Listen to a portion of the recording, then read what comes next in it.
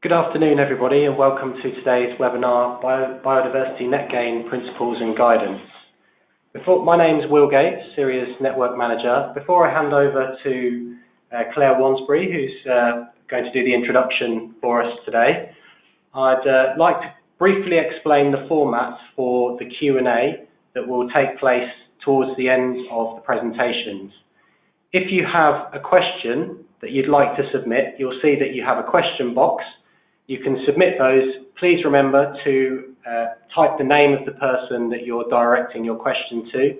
We do have a panel here, some people that aren't presenting, and Claire will explain that.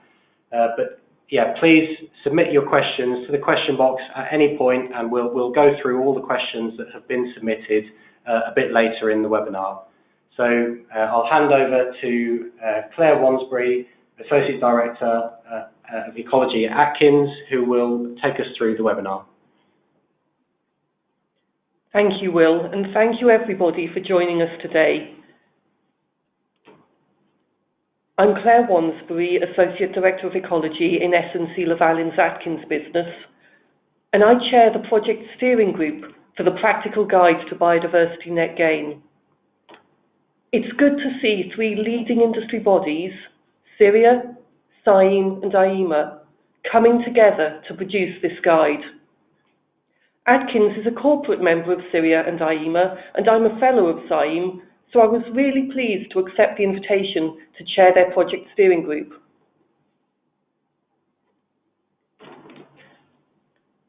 I'm delighted to be part of the launch of this important guide.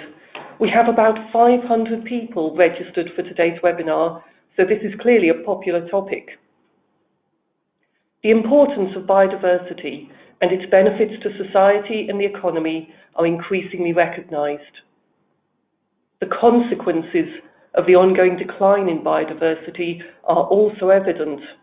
Reversing this decline and bringing about an increase in biodiversity is not just a nice to do, it's vital. Our project, Creating the Guide, comes at a time of change, which we'll hear more about later. It's really heartening to see the UK industry being proactive in working alongside Natural England, the wildlife trusts and other stakeholders to produce this guide. And I offer my congratulations and thanks to all those who have contributed, but especially to the author team. The guide builds on biodiversity net gain principles that were produced in 2016 by Syria, SAIM and AIMA, a process that involved significant consultation and input from a large number of individuals. Without those principles, and of course the support of the organisations who contributed to the cost of the work, this guide would not have been produced.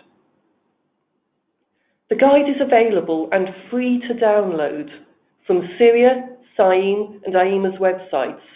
Today's webinar will provide a brief overview. There's also an accompanying document alongside the guide containing a selection of case studies gathered as part of the consultation undertaken during the project. So, to today's programme. First, Rachel Hoskins and Julia Baker will provide an overview of the guide. Tom Butterworth will then introduce the case study compilation, and he will describe an infrastructure case study with Catherine from TfL. This will be followed by a building development case study from Laura. If you have any questions during the webinar, as Will said, please send them to us using the question function. And if it's for someone in particular, do say who you wish to direct the question to. Then with the author team, we will respond to a cross-section of the questions. If the number of questions exceeds the time available, then we'll assess whether we can issue a supplementary Q&A document via the partners' websites. We'll conclude today's webinar with a brief review of current developments relating to net gain by Sally Haynes from SAIM. I'll now hand back to Will at Syria, who will coordinate the speakers. And just a reminder to all the speakers, please just say when you want Will to move to the next slide. Thank you. Okay, so I believe our first speakers is Rachel Hoskin, Director of Footprint Ecology, and also followed by Julia Baker, Biodiversity Technical Specialist at Balfour Beatty. Okay, you should be good to go. Thank you, Will. Am I audible? You are. Brilliant, thank you. Okay, thank you everybody for joining. As Claire has explained, we have prepared a practical guide to underpin the good practice principles published in 2016. Will, do you want to just pop to the next slide? Brilliant, thank you. So it's quite a challenge to write a guide that is applicable to all types and scales of development and is relevant to a wide range of individuals and organisations, developers and all the other stakeholders that are involved in planning and biodiversity. We've written the guide as good practice. It's full of advice and recommendations. It's not prescriptive. It's advice, and there's plenty of examples and case studies to back up what we've put in terms of recommendations for embedding biodiversity net gain. It's a practical guide to underpin the 10 good practice principles. The guide tries very hard to demonstrate how those principles can be implemented together, the 10 of them together. Some of the golden threads running through the guidance are the critical importance of early consideration of biodiversity net gain in the development process, and very importantly, there's a golden thread in there about the proper application of the mitigation hierarchy. And the guidance emphasises the importance of a good evidence base for every aspect of embedding biodiversity net gain in development. Thanks, Will. Next one.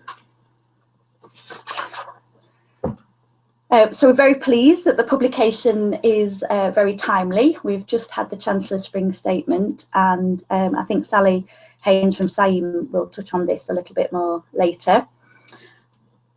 Alongside that, there's all sorts of things going on in the biodiversity net gain world. We've listed just a few there in the bullet points on the slide. We've got the Natural England update to the biodiversity metric. We've got fantastic wording about biodiversity net gain in the new National Planning Policy Framework, which was republished last year. We've got a British standard for biodiversity net gain currently underway. There's all sorts of exciting conferences, webinars, training courses going on biodiversity net gain over this year. And we're continually seeing an uptake of biodiversity net gain within a wide range of organisations.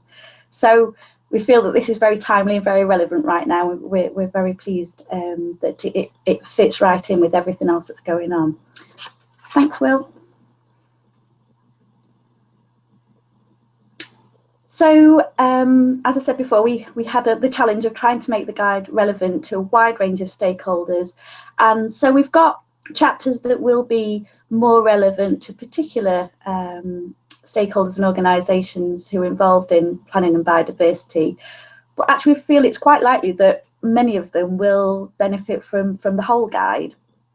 But where they want to dive into specific sections, we've got a navigation bar through the guide.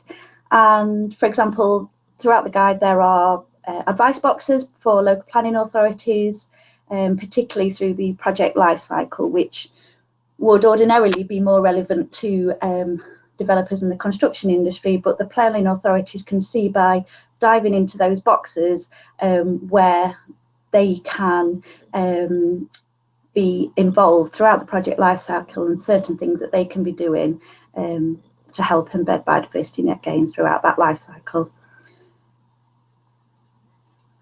The initial chapters are about promoting biodiversity net gain within organisations, helping to sell the benefits, so that the why do it, and then it goes on to practical step-by-step recommendations, the how to do it.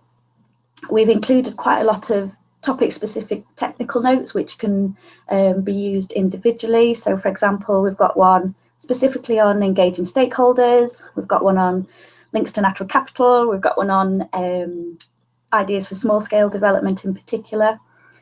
And then, as Tom's going to explain shortly, we've got a comprehensive set of case studies to accompany the guide.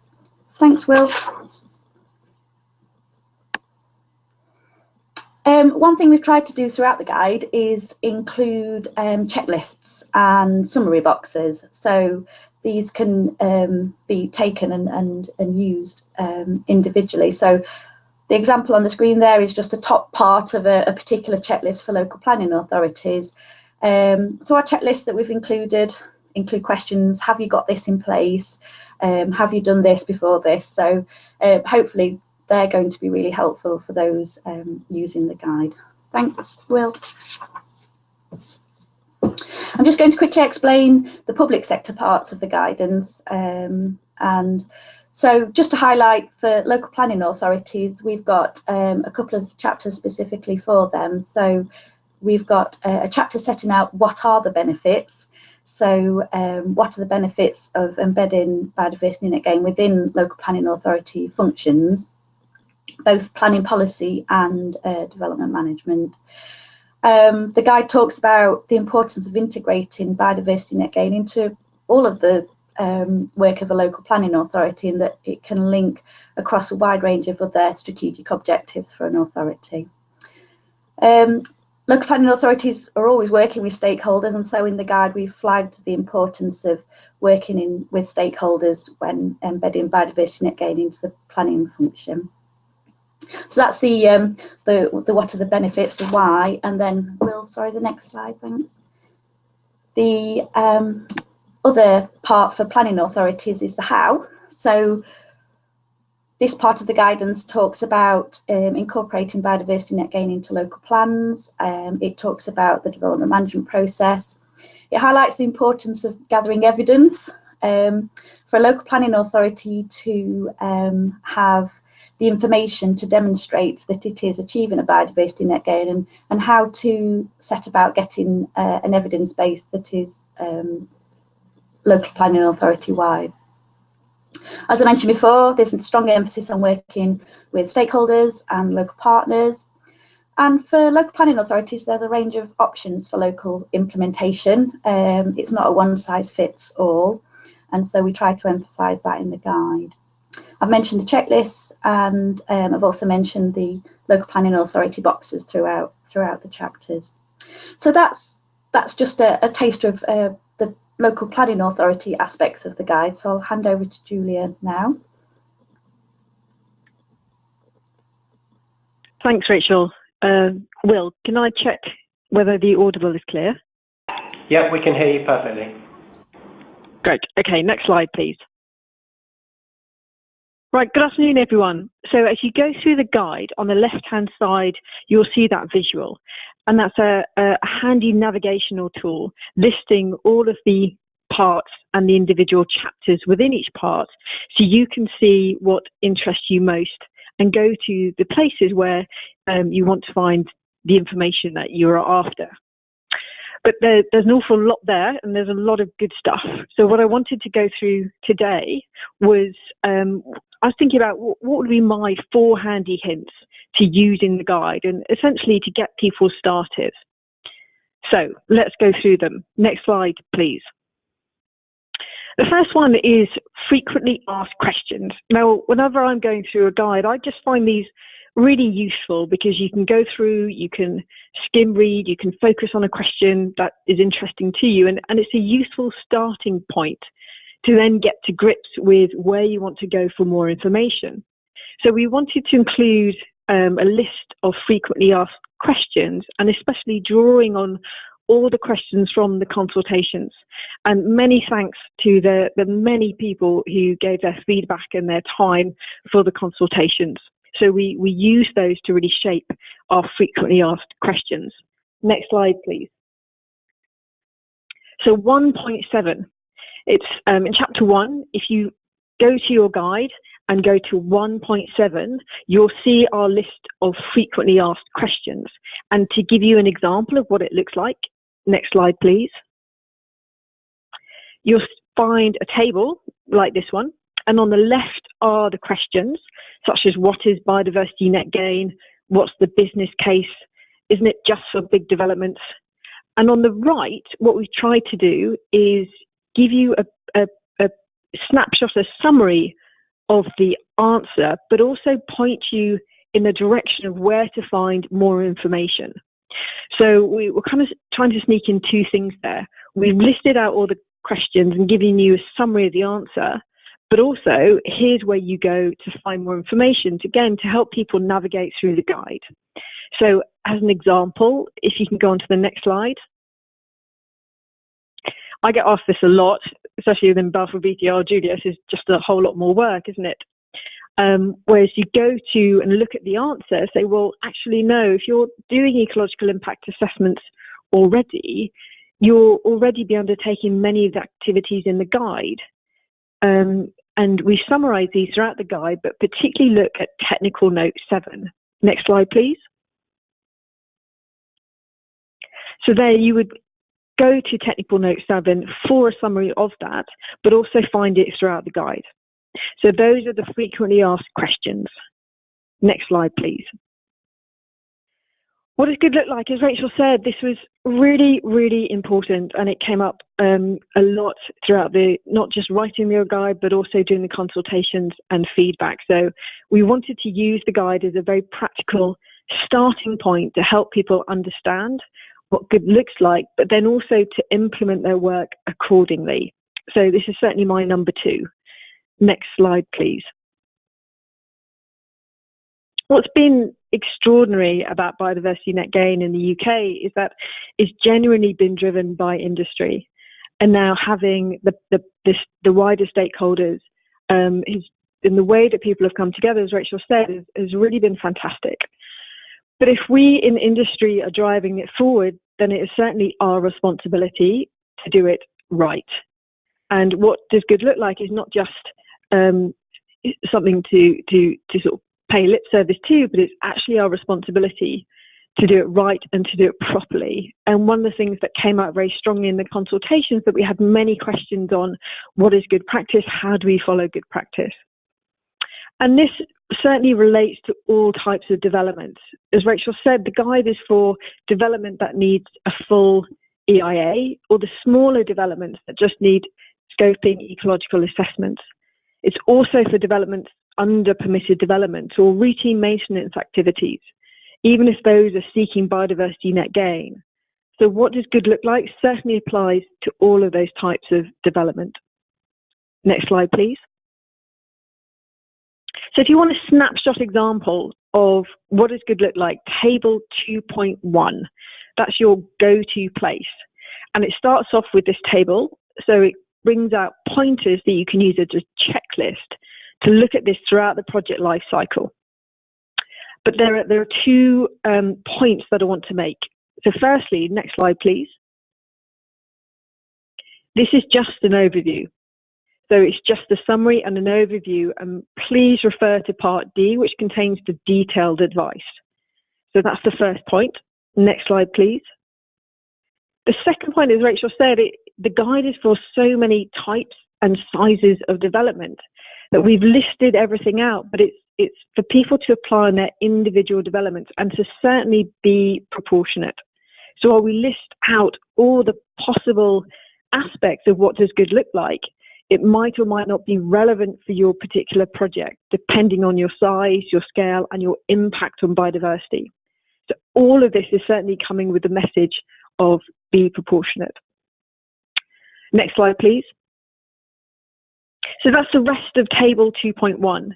It takes you through what does good look like throughout the project life cycle, and the details are in part 2, but what we're hoping is that it's a useful summary and checklist, just to check in and just to keep checking that things are on track. Okay, that's my number 2. Number 3, next slide, please. Measuring net gains in biodiversity, and this is so fundamental to the whole biodiversity net gain process that we really wanted to draw this out in terms of the guide, but also make it very practical and pragmatic for people to implement. Next slide, please. So graphs are certainly in my life, have just been absolutely fantastic. The things we can do now, we can measure biodiversity net gain and really communicate this to others within the industry, but also our stakeholders as well. The big but though, and we all know we cannot reduce nature to a single number. So it is about recognizing the advantages of measuring biodiversity net gain and using it appropriately, but also really focusing in on this is actually essential to good practice. Next slide, please. So the guide really focuses on two aspects. How do we use biodiversity metrics to make decisions? But also thinking about, well, are people setting targets? We had this a lot during the consultation, setting targets for an individual project or possibly for a corporate organization on biodiversity net gain. So we touched on this in the guide. Next slide, please. So 1.5. If you want an overview of everything related to measuring biodiversity net gain, I recommend a good starting point is section 1.5. Next slide, please. And it gives you a table of the key points. Now, the details are throughout the guide. So as you go through the different stages of the project lifecycle, you'll find detailed advice and handy hints on measuring net gain specifically for that stage in the project lifecycle. But 1.5 is a summary of the key points in terms of the method used, using the same method consistently, showing the full working, all of the points. So again, it's a handy checklist to make sure, especially if you're starting out, to make sure that we're doing this appropriately. And as to highlight the most important point, next slide, please. I think something that we as an industry have really got to focus on now as we move forward is that combination of rich ecological assessment, survey data with the numbers to make sure that we're not just making a decision on a single number, but actually thinking about all aspects of biodiversity net gain. So we have a summary of the advice in this table in 1.5, and then more detailed advice in later chapters. Next slide, please. Part of measuring biodiversity net gain is to think about KPIs. So 6.5 has sections on establishing KPIs. Next slide, please. And we start off with, well, actually, there's companies out there that want to adopt biodiversity net gain as a company. So for them, activity-based KPIs, such as staff training, submitting evidence on the mitigation hierarchy, measuring baselines, all of those things might be quite useful as a starting point. So 6.5 goes into, we've got an example here, and goes into more advice on those activity-based KPIs. Next slide, please. It also then focuses on outcome-based KPIs. So if you are on an individual project or if you're a company thinking about setting specific biodiversity net gain targets, table 6.2 will hopefully be quite useful. It starts off on the left-hand side with these outcome-based KPIs. It gives you an example. It then goes through the business advantages, but also on the right, how to avoid pitfalls. So we've thought about possible things that can go wrong, just to point them out, and hopefully that will safeguard your efforts. So as an example, next slide, please.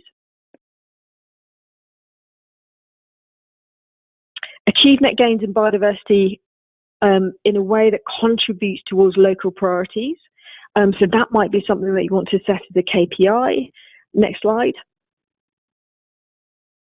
And then especially, it's not just what does good look like, but also how to avoid the pitfalls, how to avoid sort of falling off and not achieving biodiversity net gain, but going down the wrong path. Okay, next slide, please. The final point is the section on in a nutshell. So while part D is the really detailed and rich part of the guide with all the detailed advice, we have up front an in a nutshell section. Next slide, please. So it's 2.2. That's the place where it is. So go to 2.2 and you'll find our in a nutshell tables. Next slide, please. So as an example, I've picked out table 2.4, and across the top, you'll see the dark green relates to where you are in the project life cycle. And then underneath it, you'll have this checklist, such as which has the main points on the left and then more detailed points on the right-hand side. So it takes you through a high-level overview in terms of all the detailed advice that's in part D rather. Next slide, please. And that just to highlight where the design is. So that's my final point. And before I hand back to Will, we are living in very fast changing times. And as Rachel mentioned, and Sally will touch on, there are lots of policy changes as well. But please note, there's also a link to any of the corrections that come up on the guide as well. So if you download the guide, please check for any corrections because there is a link there. So just make sure that you update your knowledge on that. Okay, thank you. Back to Will.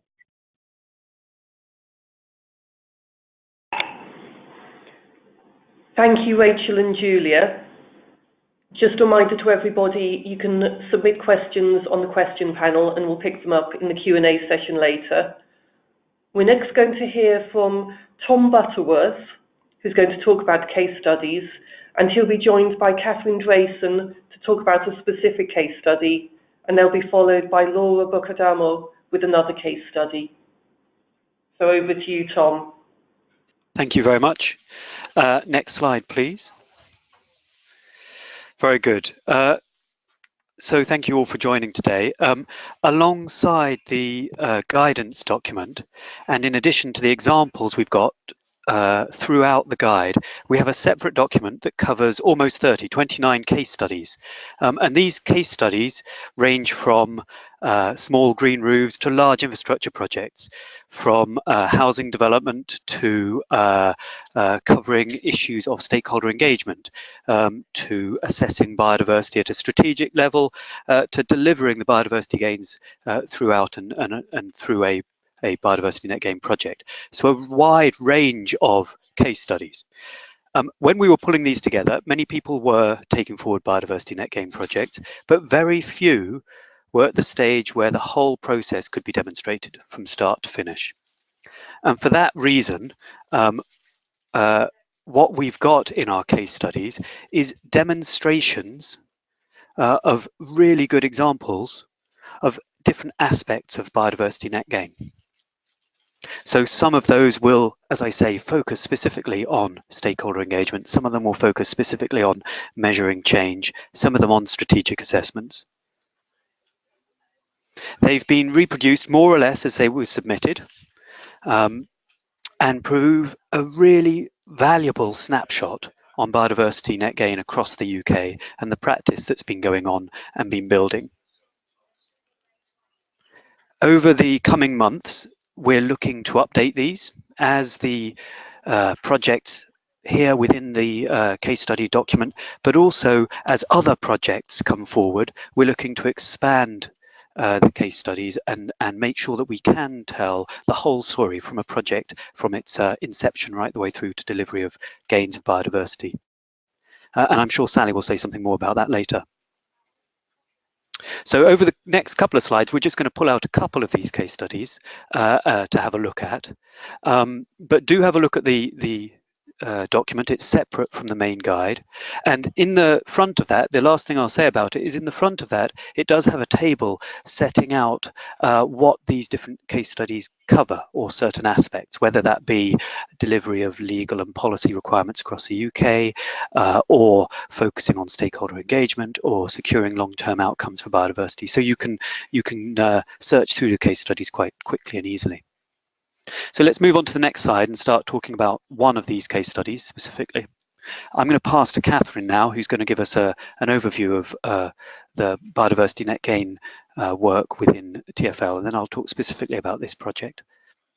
Catherine, over to you. I think you might be muted, so you'll probably have to unmute yourself.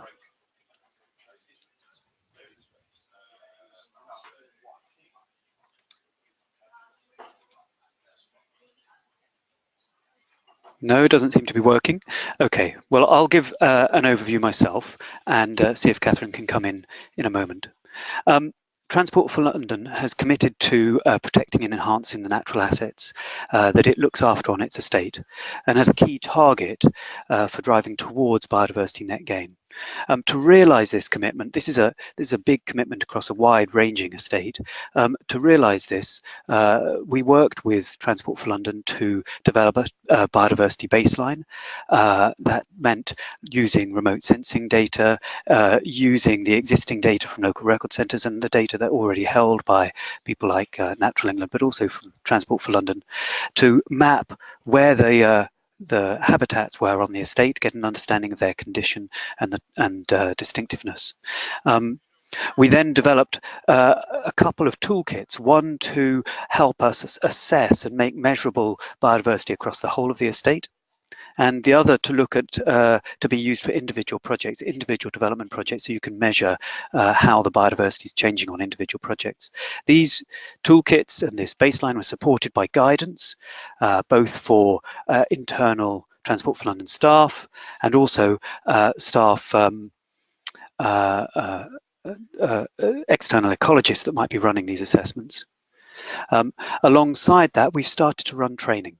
Started to build training for Transport for London staff and looking to develop that further.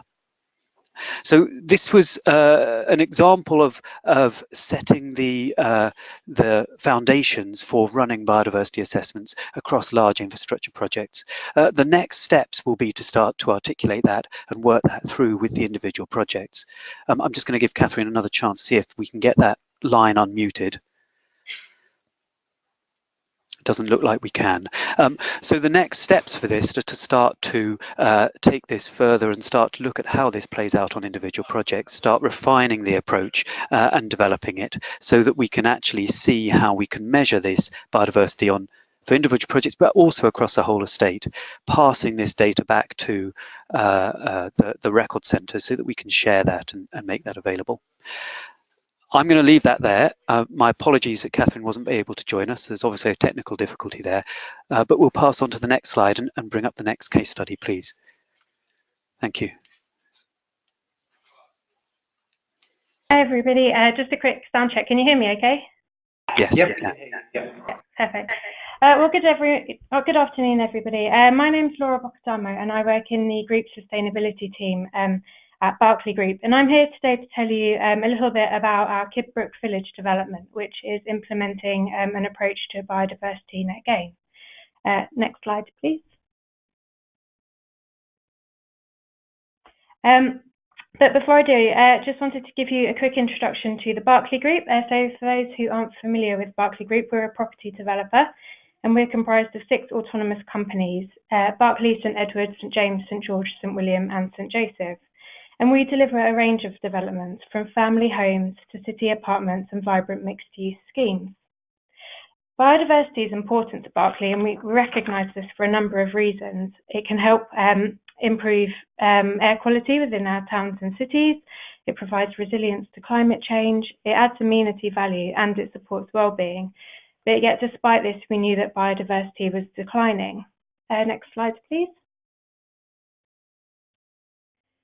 So in 2016, as part of our business strategy, our vision, we made a commitment to develop and apply an approach to ensure that all new developments create a net biodiversity gain. Put simply, we wanted there to be more nature afterwards than before we began. To do this, as Tom mentioned, we realised it was important to understand how to measure biodiversity. So we created our Berkeley Biodiversity Toolkit, which enables our teams to baseline biodiversity on site and determine how a net gain can be created. We also developed some design principles for net biodiversity gain that help our project teams consider concepts such as connectivity, links to the community, and local ecological character and distinctiveness. We now apply our approach on all our new sites, and our commitment has also prompted some existing developments to revisit some of their planting and landscaping. Next slide, please. So Kidbrooke Village is a large urban regeneration project in the southeast of London, and it sits on the site of the former Ferrier estate. The Ferrier estate, as you can see to the image on your left, was built around the late 1960s, and whilst it was initially popular, by the late 1990s it was beset with crime, unemployment and entrenched social problems.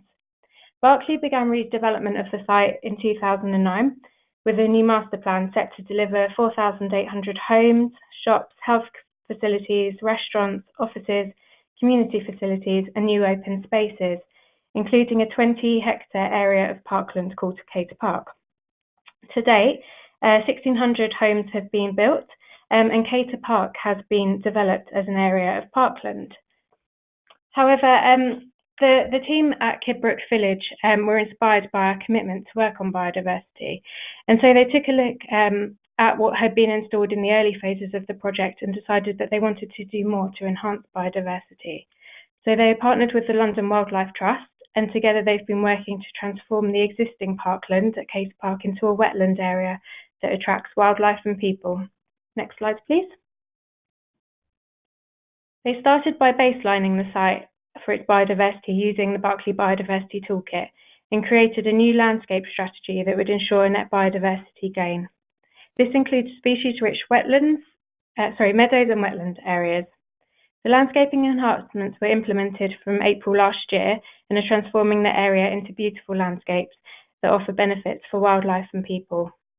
The project also includes a series of events to connect the local community with the green spaces on their doorstep, and we have a community engagement strategy, Wild About Kidbrooke Village, which has reached over 600 local people and people from the local schools and surrounding area. Our aim is to encourage community spirit and pride, ensuring that Kidbrooke Village remains loved and well managed in the long term. Through this, we hope to make a lasting contribution to the landscape and the communities that we're creating. We want to help reverse the decline in biodiversity and create places that benefit the environment and that can be enjoyed by all, now and in the future. Thank you. Thank you, Tom, and apologies to Catherine, and thank you to Laura. We're going to have time now for questions and discussion. If we just mute for a couple of minutes to give people a chance to type their questions in, then we'll review those and make a start on them in a minute or so. Thank you to everyone who's busily typing their questions. One that's a non-technical one I'll answer first, which is a recording of this going to be made available? Yes, this will be recorded. This is being recorded and that will be shared afterwards. And the first question we've got is one specifically for Julia, picking up on the phrase you used about this being industry driven. What industry are you referring to? Are you meaning this is coming from ecologists or from developers? Yeah, goodness, really interesting question. My experience, it's been a mixture. I mean, I think after 2012 pilot test on biodiversity offsetting, and then understandably there's lots of controversy, so the government didn't take that further. We then had really big industry players committing to and piloting biodiversity no net loss, biodiversity positive, biodiversity net gain. And there was publications like the Highways England Biodiversity Plan, Network Rail Infrastructure Projects ran a couple of pilots. We had the amazing work by the, we just heard a case study by all the big housing developers. So industry driven kind of, you're right, it was a bit of a rubbish catch-all phrase, but it was very much my experience of a sort of collective drive from very passionate, committed and inspiring individuals, be they sustainability managers, be they ecologists, be they, and I certainly worked with a lot of project leaders who really thought this was the right thing to do as well as good for their business. So it was some ecologists, but it was also a lot of others involved as well. And there was this, so many different things were running in parallel that it all came together at that time. Thank you for that, Julia. I'm going to put two questions to Laura together, which are quite specific ones about the Kidbrooke site. One is, how do you deal with issues like making sure dog owners behave responsibly and you don't have the situation where a few people spoil the enjoyment of the many? And the other question is, who funds community engagement and how does that work? both questions for Laura. Thank you, Claire. Both very good questions, and I'm afraid I might have to disappoint you in that I don't know. I don't work directly on the Kidbrooke project, so I don't know the exact details. But in terms of kind of making sure that the space is enjoyable for all, so where the net gain enhancements have been implemented currently, that a lot of the wetland areas form around a swale, which there's not fencing, but it's kind of on a reasonably steep slope. So I wouldn't expect kind of dog owners to be going there, but I think it's a really good point.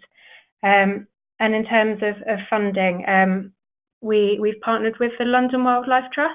So I don't know the details, but I imagine there is an element of funding to that. But it's really important for us at Berkeley to make sure that the community and the people who live there feel ownership over the landscaping that's in place.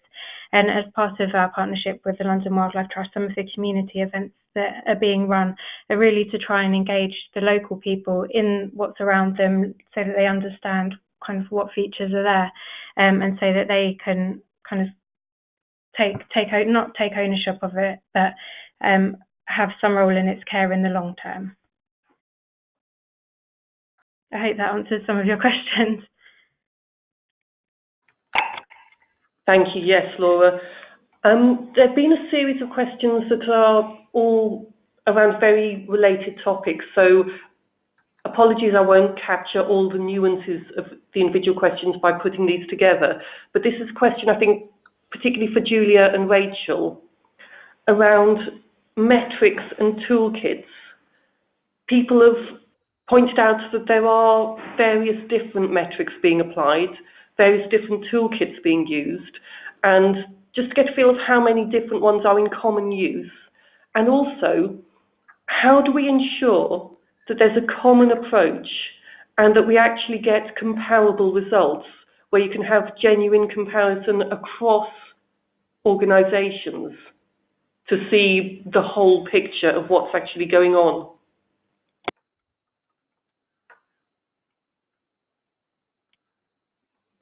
Excellent questions.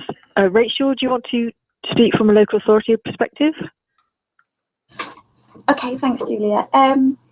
We have in the guide tried to strike a balance between specifically referring to one particular metric as being the only answer, but at the same time, in the local planning authority section, we've explained why encouraging the use of one particular metric is really quite important to enable a planning authority to have a administrative area wide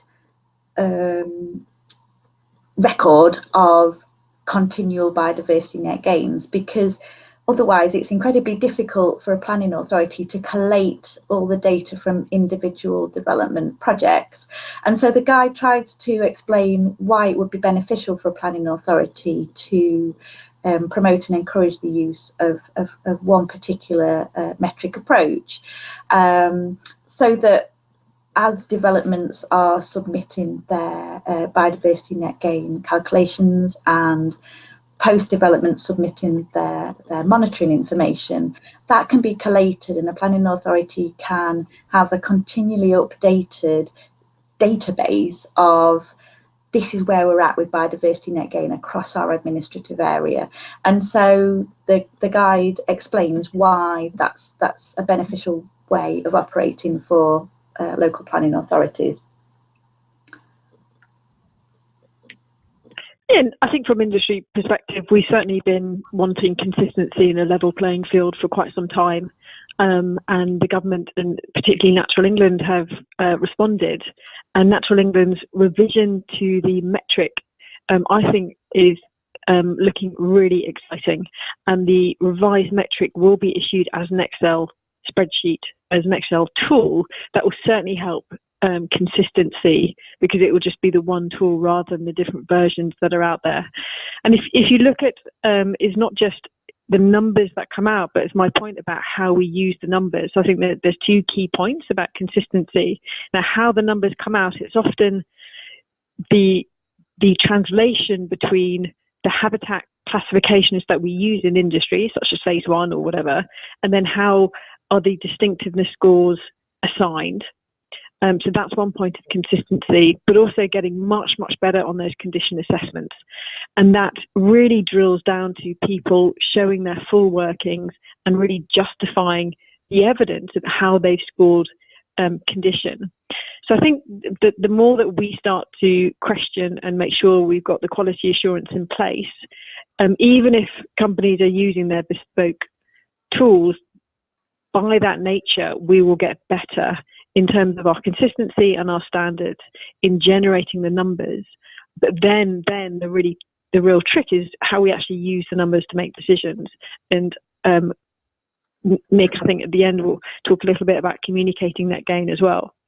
So there's two things. We're very well aware there are different tools out there, but it's on the future. The future is definitely bright with Natural England's revision coming out as an Excel spreadsheet tool.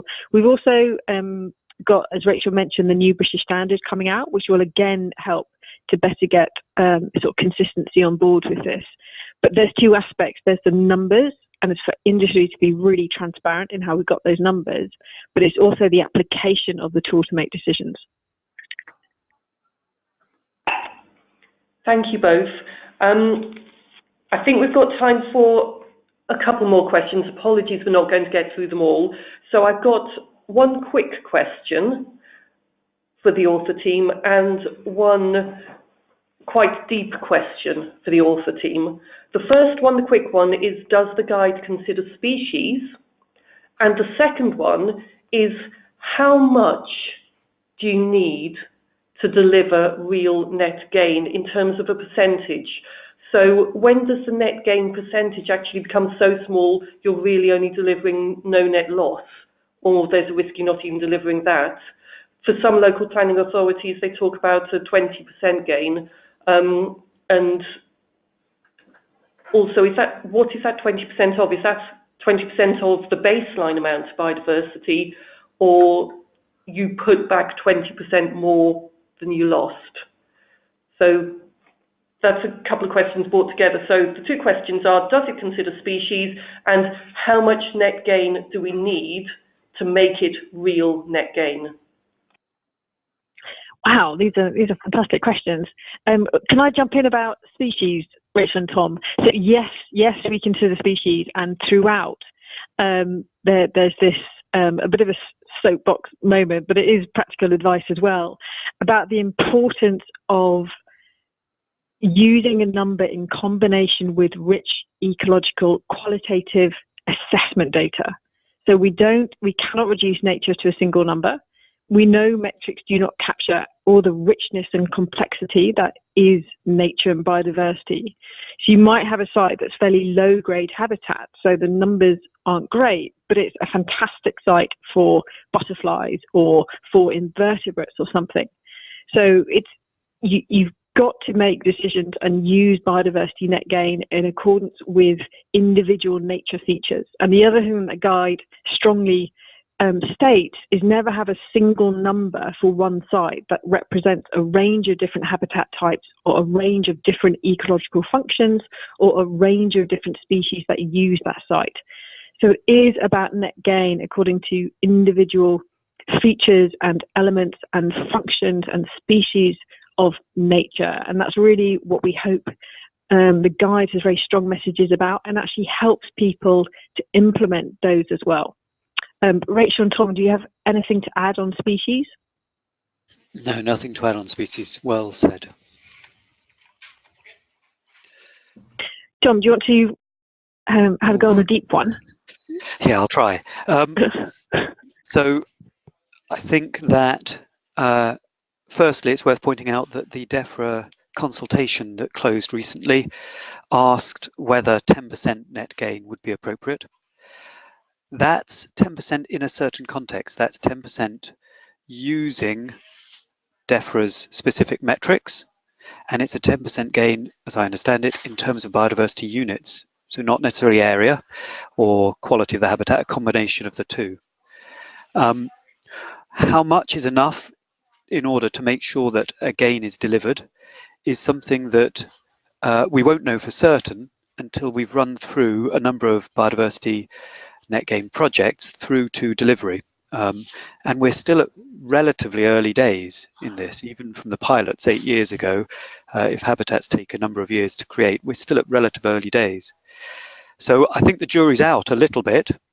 However, I would point out that if we're going to take a percentage change in biodiversity units, and we're following that DEFRA metric, it does include risk factors to delivery, so difficulty to create, how long the habitat takes to create, which means that you're already taking into account some risks to delivery. So any percentage increase is an increase on top of what you've already taken into account in terms of those risks. The other point I was going to make is that a percentage increase is very different in a very rural area from a very urban area, or a very green area from an area that may be less green. And we need to think carefully about that before we set that, and it may be that there's some variation needed across the country. What I think is really important is that when developer comes to a site, they understand those requirements really upfront, and it's really clear. That's crucial. So I don't think it matters too much if Cumbria set one target and Cornwall's set a slightly different one, as long as they're appropriate locally, deliverable, and proportionate, and that the developer understands them at the outset. That's my slightly get out of jail, not quite answering the question directly response. Rachel, do you want to add anything to that? No, I think that's very well answered, Tom. Thank you. Thank you all. I've just been told I'm allowed one more question, which was a very hard choice. So again, for the author team, handy hints for developing the biodiversity baseline, please. Where you're working for a developer, is this something you can do yourself, or are you always going to have to pay some specialist to do it for you? Oh, that's a good one. I'm going to hand over to Rachel because she wrote this brilliant technical note for advice for small-scale developers, particularly those projects, and we have many of them within Balfour Beatty, when it's pretty low grade, it's pretty small, and you don't have an expensive ecological consultant on board. So particularly for those sites where the normal run of the schemes, you wouldn't have an ecologist. Rachel wrote this brilliant technical note to give you advice on how to do biodiversity net gain. Rachel, do you want to talk more about that? Yeah, okay, thanks, Julia. Yes, I mean, ordinarily, a biodiversity net gain assessment and a use of a metric should be undertaken by somebody who's suitably qualified to do so. But in writing our sections of relevance to local planning authorities, we wanted to make sure that we're not just targeting this at the larger developments, and every development has a potential opportunity to have some sort of biodiversity net gain. And so we did include, as Julia said, a technical note which gave a set of ideas for local planning authorities to use to make sure that they are being inclusive with smaller developments. So ways of measuring biodiversity in quite a simplistic way on a small site with minimal impacts on biodiversity, but it's still a quantification that then enables a demonstration of net gain post-development. So we did include a range of examples of how something could be quantified in different ways, but that quantification could be done by a non-technical specialist, a non-ecologist.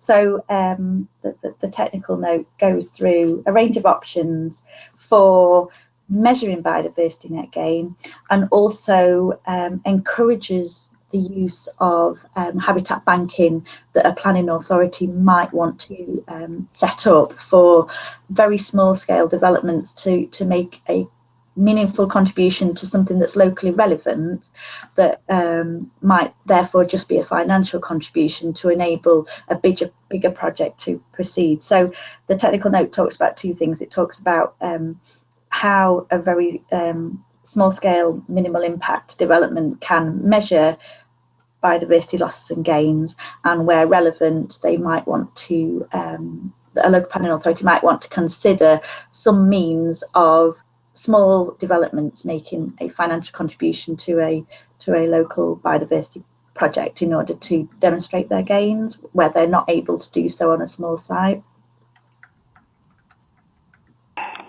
Thank you all, and everyone who's put questions in or who suddenly thinks of a burning question during the remainder of today's webinar, what we'll do at the end is we'll share the list of questions with the presenters and with the three partner organisations, and we'll look at whether the questions and answers can be shared in some way, or if people have real burning questions, some of them may get an individual answer. But I think a lot of the questions that have been asked, I hope the answers will be there in the guidance when you download it.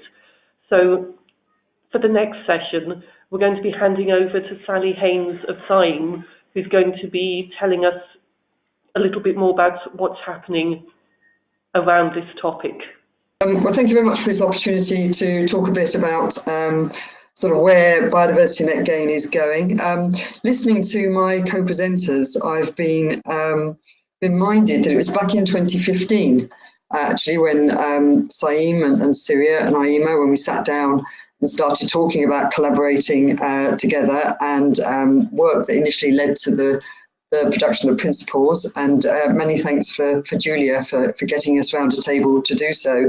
And at that time, it was also very clear, as already been mentioned, there were a number of developers, house builders and infrastructure developers that were already incorporating net gain into their visions, their policy statements, and starting to deliver it. But in this last 4 years, we've come a long way. Actually delivering meaningful net gain requires a policy, a legislative and policy framework to incentivise its delivery. Why did we get involved? Well, I'm sure, like our co-presenters around the table, no net loss wasn't working. We weren't delivering no net loss, so something needed to change. We needed a step change if we were going to start tackling the overall loss of biodiversity and start to restore our habitats and species. So where are we now? And primarily I'm talking about the context in England. But having said that, there's also quite a lot of interest and initiatives increasingly underway in other parts of the UK. It'd be great if I was giving this presentation that I was able to tell you lots of certainties, but at the moment we've got a lot of uncertainty. As already been mentioned, we had the DEFRA consultation early this year on biodiversity net gain, and that posed a number of questions to which we don't yet know the answers. One of those questions was whether biodiversity net gain should become a mandatory part of development. Well, we do know the answer to that one, thanks to the Chancellor's recent spring statement, where he announced that mandatory biodiversity net gain for development was going to be included in the forthcoming Environment Bill. So that's great. That's a real boost, I think, for providing momentum to a net gain approach. But there's still a number of questions around that. In the consultation, for example, it asked about whether it should be all development or whether there should be any exclusions.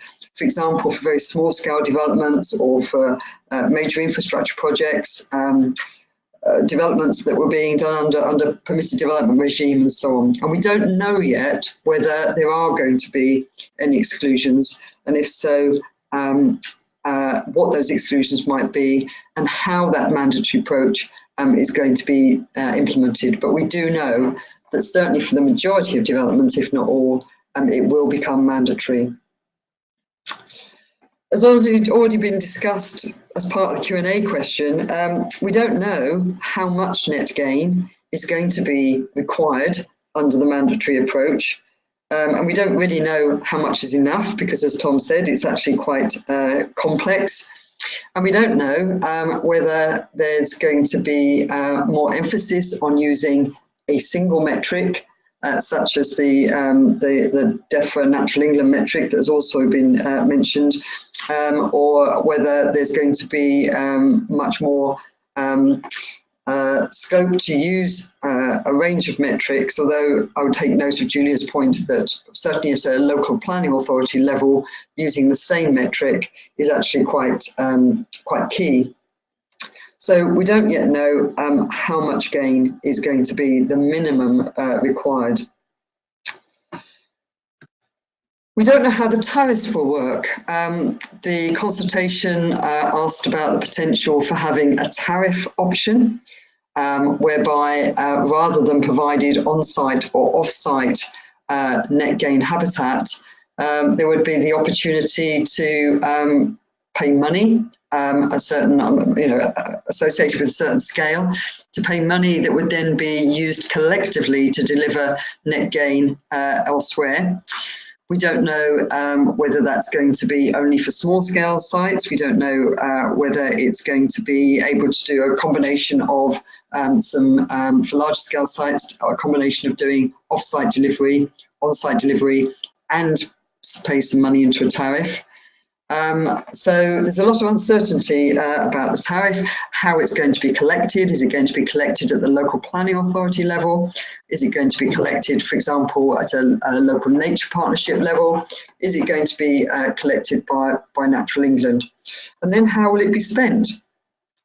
Will it be spent in delivering at a local scale or at a more sort of strategic spatial scale? And that links also to how can we use biodiversity net gain to maximise ecological connectivity and restoring fragmented habitats and species, whilst also making sure that we don't lose the importance of local benefit. One of the things we definitely don't want to see is nature migrating away from people, migrating out of towns and cities, for example, in order to deliver high quality ecological connectivity, but to distance people from nature. So there's some important social considerations to be thought about there. And what about ongoing management and maintenance? Again, the consultation asked, how long is it reasonable to expect management of a net gain site to be provided, and whose responsibility is that going to be? Does the developer have a responsibility, or does the land manager, the site provider, have a responsibility?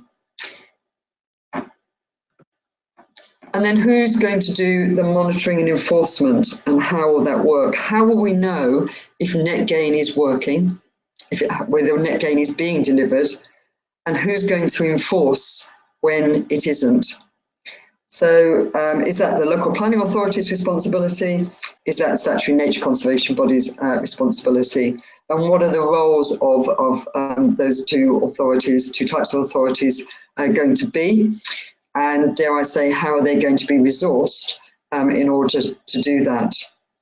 So we're in exciting times to a large extent, because clearly there is a lot of political will behind this net gain approach, and there's a lot of developer interest as well, but there are still a lot of unknowns, uncertain questions, which will only be answered once we get the results of the consultation. But there are other ways in which we can support delivery. We've got the principles, we've now got the guidance, which is great, and again, congratulations to the author team. But there are some other things we now need to do in order to support delivery. So one thing we're doing is providing training courses. So for ecological consultants, there are a number of training courses already planned. Here are the dates, which focus specifically on the designing the biodiversity net gain and aspects of the whole net gain approach. And for local planning authorities, developers, sustainability managers, we're just in the process of planning a number of new masterclasses, which will be announced very shortly. So providing training to support knowledge acquisition and upskilling to deliver biodiversity net gain is a key part of our strategic approach. There's been a number of mentions of the webinar. We've got a Biodiversity Net Gain conference next week, which unfortunately is fully booked. Well, I say unfortunately, it's fortunately for us, I guess. But one thing we were originally going to include within that was a presentation from Natural England on the revised metric. But we're now going to have that presented by Natural England. We just arranged a webinar for the 21st of May. So that will talk through the changes to the metric, which, as Julia says, I think is much improved. I think the thing I would want to say about the metric is it's not perfect and it's not going to be perfect. We need to allow for sort of continual improvement and innovation, but we'll only do that by learning through its application. We need to use it in a number of different scenarios and at different scales to work out how to improve it, but I'm sure over the coming years it will be improved. Excuse me. We're also having conversations about how do you validate net gain, and Natural England have bringing together next month a number of stakeholders, including SAIM and Syria and DAIMA, but also possible land managers and providers such as wildlife trusts and national trusts and woodland trusts and so on, and to talk about how do you validate net gain, and at what point in the process do you validate net gain? Is it when the design is approved by the local planning authority? Is it when the construction is done? Or is it at a point further down the line when you've had sufficient time for the habitats to develop, to be able to, and the monitoring to take place to be able to measure how much net gain is being delivered? Or is it at a number of those different points? So there's a whole piece of work that needs to be done around validating net gain. As already been mentioned, there's also a British standard that is being developed, and again, involving a number of stakeholders working on that. I anticipate that will be out sometime hopefully during 2020. And that comes back to the question that was asked earlier about what does good look like? And the British standard will set out what good looks like. And it'd be very, very useful, I think, to have that common understanding of what we should all be working towards. Tom mentioned case studies, and we are looking to continue to invite submission of case studies, and hopefully increasingly there'll be case studies that follow the whole of the net gain process all the way through. And again, it's about learning from what works well, but also from what doesn't work. And as those of us that have been involved in habitat creation, for example, there's no magic recipe book out there, and sometimes things just don't work even when you think you've done everything right. So we need to learn from sharing our experiences through case studies. So we'll be welcoming submission of further case studies. Excuse me. There was also a number of things that could happen in the future. So the guidance includes a number of really, really useful technical notes, but it may be that we need to focus on producing some more detailed technical guidance for certain aspects of implementation in the future. We'll be looking for feedback from all stakeholders as to whether or not that needs to be the case.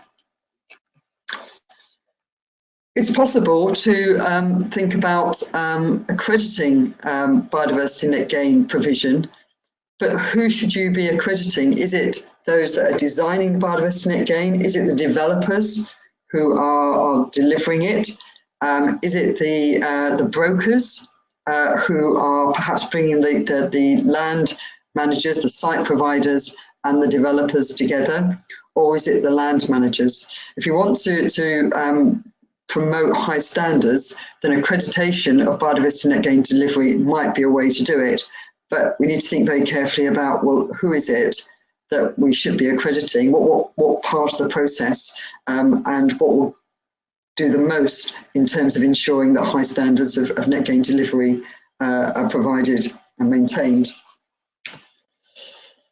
There will, as I say, be continuous refinement and improvement of the metric. I think that's inevitable. For example, we're talking now about how you take account of management of non-native invasive species as part of delivering biodiversity net gain. And also about ways of incentivising bigger gains over and above the minimum. What's being talked about at the moment is what is the minimum requirement, but how can you incentivise people to provide more than the minimum? And then reporting. How will reporting of biodiversity net gain delivery happen? Will it be at a local level, a local planning authority level? Will it be a regional level? Will it be a national level? Or will it be a combination of all of those? And how will that information, how will that data be gathered, how will it be presented, and whose responsibility will it be? We need to answer those questions. And then we also need to start thinking about environmental net gain. So how can we broaden out to other aspects of environmental improvement without falling into the trap of trading one aspect of the environment off against another? And the government is very keen, I think, to start exploring environmental net gain, which I think is very useful, but we've got to make sure that we don't lose the focus on biodiversity net gain as part of that discussion. So we need to watch this space because it's the Environment Bill that is going to provide a lot of the answers. There may also need to be further revision to, for example, the National Planning Policy Framework to take account of the provisions that go into the Environment Bill. So I think that the next 6 to 8 months as we lead up to the Environment Bill are going to be very interesting and very important for making, for underpinning biodiversity net gain delivery. But that shouldn't hold us up from starting to think about how we can do it and starting to implement it now. We've got the tools available. We know how the approach will work. The sooner we start doing it and the sooner we start learning from how we implement it, the quicker we can start to restore biodiversity. Thank you very much.